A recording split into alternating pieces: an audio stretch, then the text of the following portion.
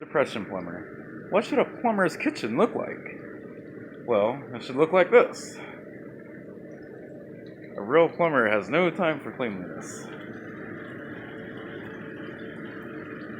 And beans should come straight out of the can. After all, you do not have time for actual preparation. Additionally, your skillet should be just like your tools, broken. There should be no place for you to grab a hold. This is to practice your dexterity on the job. This is why I never drop a wrench or anything when I'm working. I have the swiftness of a raging river, the balance of a great panda, and all the fury of a typhoon.